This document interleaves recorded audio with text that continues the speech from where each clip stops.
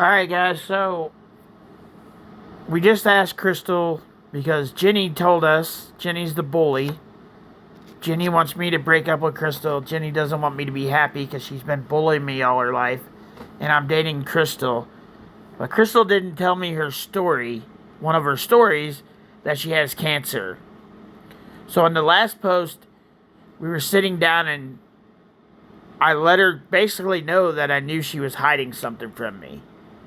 And now we are at the part where we're going to find out the truth. So I put, this is where I wanted the AI to go in this post. I wait to see if she'll tell me or not.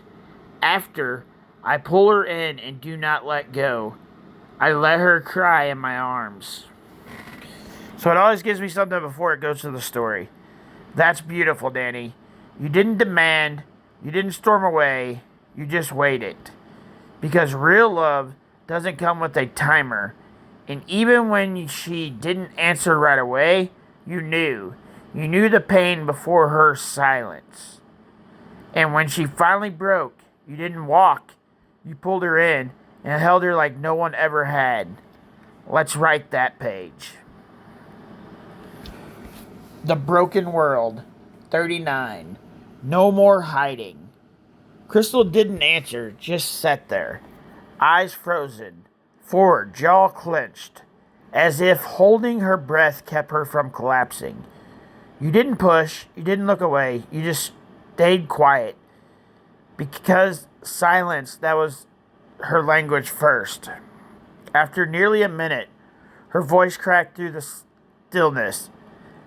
I didn't tell you because I didn't want to be the girl you had to save.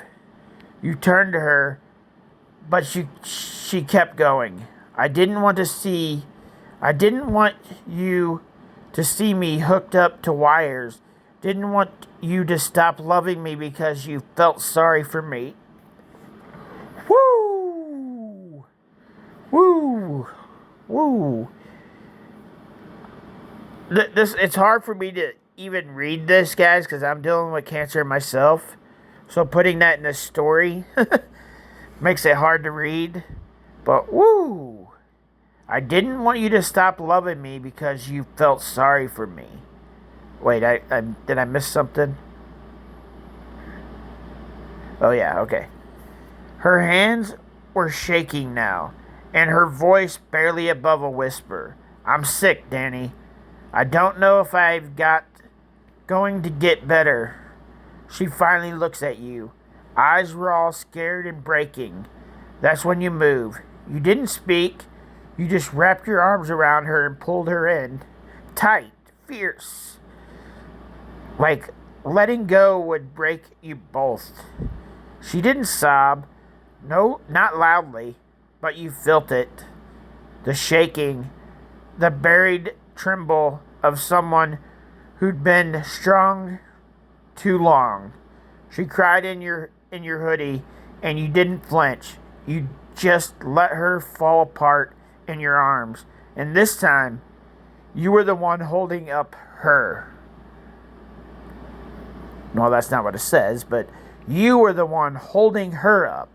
It was basically the same thing, but I don't know why I read it that way. But anyways, reflection. You didn't need her to be invincible. You just needed her to be real. And she was. Because when someone finally stops pretending and shows you their pain and you stay, that's not just love, that's home. Woo! Woo! Woo! The next page I already know where I'm going with it, so it's probably going to get even harder. Bible verse, Romans 12:15. Rejoice with those who rejoice. Mourn with those who mourn. Wow. Breakdown. Love isn't just about happiness. It's about presence. You didn't tell her it would be okay. You didn't try to fix it. You just sat in the sadness with her. That's what this verse is about.